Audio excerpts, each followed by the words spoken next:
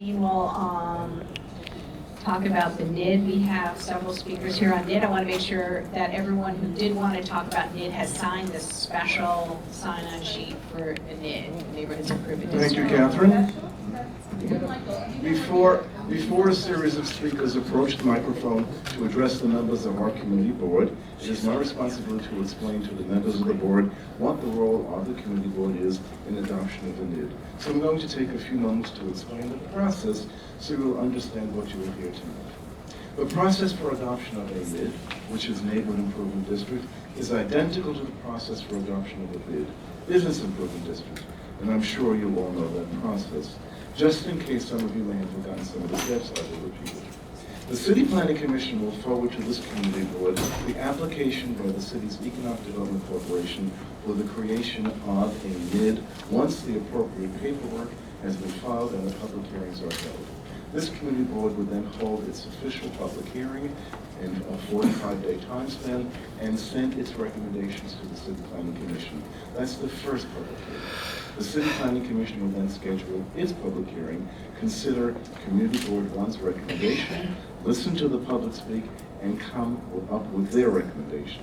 They would then forward that to the City Council. The City Council would schedule the public hearings, and a third public hearing would be held, taking into consideration the opinions that have been heard from the residents, from the Community Board, and from the City Planning Commission.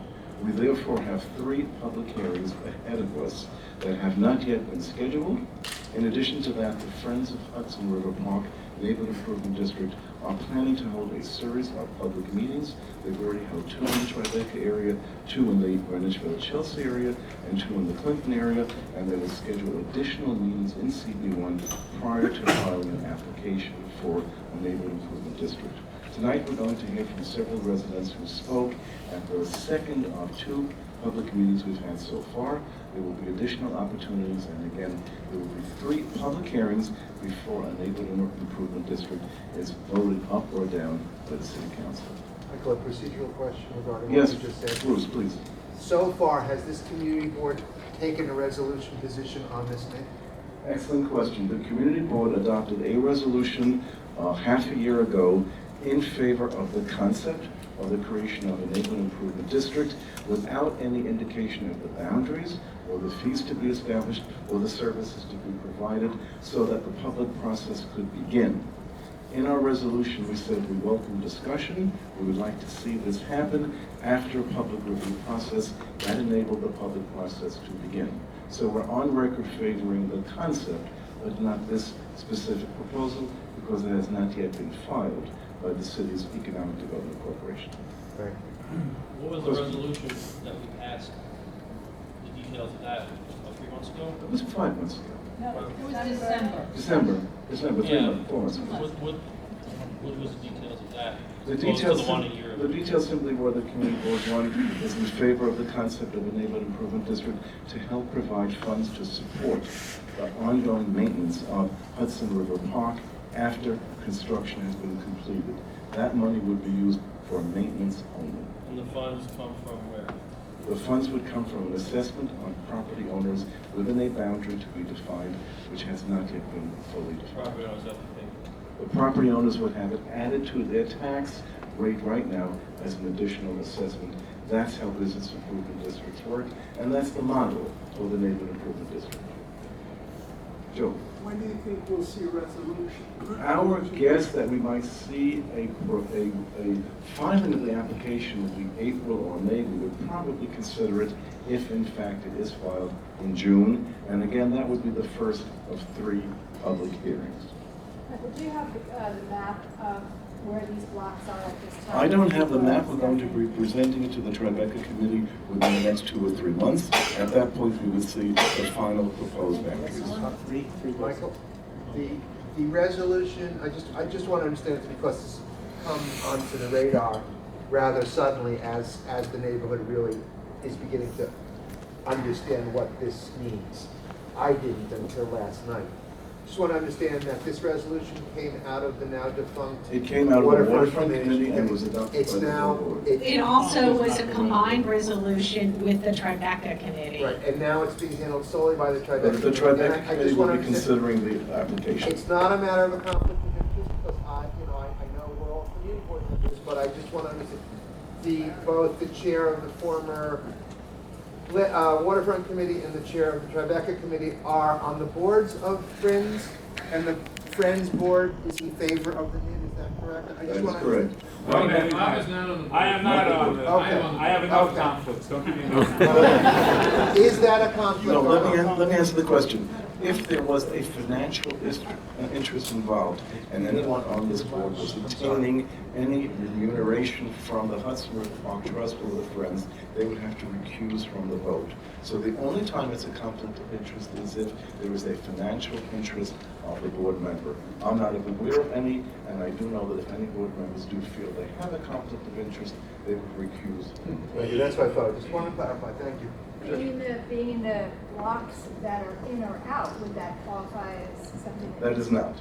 That is not, because you're not gaining anything financially from the vote. Well, yes, you are, you're being exempt from a tax, or you're being charged a tax. That is one way of looking at it, but you're not gaining an immediate financial investment from the additional fee. So the only purpose of the NID is for the maintenance of Hudson River Park? That's correct, that's a very important point. No, that's not true. That's not true. That's not true. Sure, that's not true, Sid. Approximately 60% goes to the park, the other 40% goes to the surrounding Okay. areas, All the surrounding as well as areas. organizations that work within the park neighborhoods on park improvements and neighborhood projects, as well as, organizations that work with the park. That's a good point. The benefit would be beyond the official boundaries for maintenance of existing parks, but none of the money is contemplated to be for new construction. That comes out of different money. Before we vote in June or whenever, could we get a list of all these organizations that are gonna benefit that we don't know about? When you say benefit, do you, Well, all these organizations. 40%. The 40%. 40%. oh, the other areas beyond the boundaries that would be beneficial? I think to of the money. extent, if I can answer that, to the extent that they're known, yeah, I mean, I think. I don't know. Well, no, I mean, to the extent that at that time they're known, I think, this is an ongoing fund that at its peak is projected to raise $10 million a year for the park and for these other organizations. So we don't know, people will come and say, my organization would benefit from this, and can I apply for some of these funds? So, that could happen a year hence, and we won't know. But we can certainly lay out the qualifications, we can lay out the criteria, but we can't tell you every organization that's gonna benefit from it because we don't know that. Well, you can tell us the organizations that will benefit up until we vote. Yes, we can tell you the ones that are known at the time, that's what I said. And we can provide the exact boundaries of the area that would be assessed and the boundaries of the area that would benefit beyond that by the funds raised. Michael, has this been done anywhere else in the city? There are examples of additional neighborhood improvement districts. I think there are 63 businesses. I'm looking at a representative of the Friends of Hudson River Park. There are 63 bids, and I think 67. And how many neighborhood improvement districts? There are 67, some are enormous, some are small. 13 of them have some relationship to the park. 13 of the 67 have a relationship with maintaining parks, so the model has been followed before. What actually, it's in the first bid. The first one is municipal, which was a law. Joe? So how many are neighborhood improvements? 5, 6, 2? None of them. None. None are strictly, this would be So the this is the first neighborhood. strictly neighborhood. Right. Michael, what agency would monitor, oversee the NID? With bids, it's the Department of Business Services? It is the Department of Business Services and the Economic Development Corporation is responsible for all of the record keeping and all of the official paperwork that we did and they are the ones in charge of monitoring. What you were saying, Joe, I think it's a little bit on the scope of this neighborhood, because there's so many neighborhoods encompassing this. It's really a neighborhoods improvement district that, and they have so many unique needs, and they're just looking into one improvement district, which, it could be fraught with, it's just more money for the Hudson River Park Trust to waste, in my opinion. Jacques, you are the first speaker, so when Yeah, we're done with the right. questions, why don't you approach the microphone, Catherine? Okay, Jacques is signed up, but I actually did Are there call any up questions? Noel first, so he's going to be first and then followed by Jacques. Any other questions before we invite the members of the public? I don't have the number right now. That would be made available when we have our first public meeting in the future. Thank you very, oh, one last question for Bruce. I just want to state, Bruce, question. I don't have a position on this. I voted in favor of the last resolution. I'm much more aware of the granularity of this issue. I want to see the park and Pier 40 funded as efficiently as possible. I do think that everyone who plays a part in the disposition of this as regards to the community board has to be very transparent about their relationship with other boards and so on. That is correct. Thank you, Bruce. Agreed. Michael. Oh, The lady here has a question. Oh, this is actually, we really should continue with our public session, so if you have a You want question, to prefer please the sign speakers? up for the public session. Okay. Okay, it's over there, great. So Noel Kernan, followed by Jacques Capsuto, followed by Nicole Viana. Thank you very much, Michael, for the clarification. I'm just going to read a statement about the bid. I'm Noel Kernan, I'm the board president of BatteryPark Law, so 165 Wake Street. Talking to the microphone.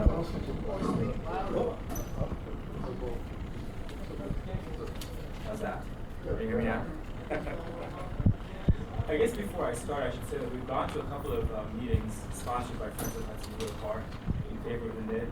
And in those meetings, it seemed to us that, in fact, this board had, I think the word they used was endorsed the NID. It gave a sense that this was much farther along, that support was much stronger of the actual plan than I guess that it really is.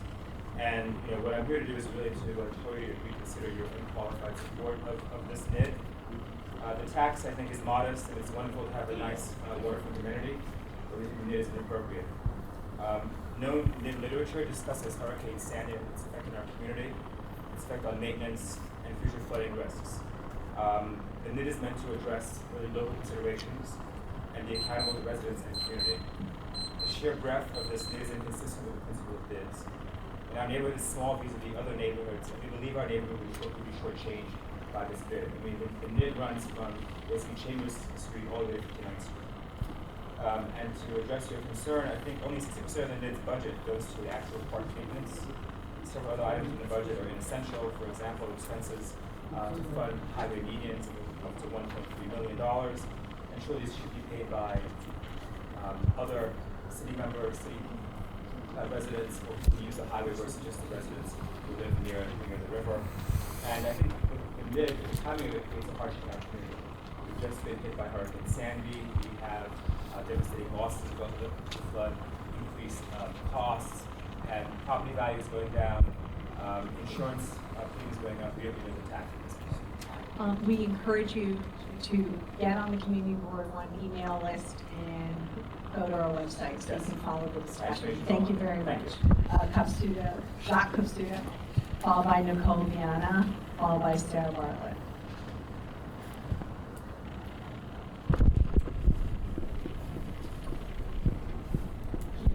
Hi, I'm Jacques Capsuto, public member, pioneer of Tribeca. 33 years, 34 years living in Tribeca. I was in Tribeca when they had elevated highway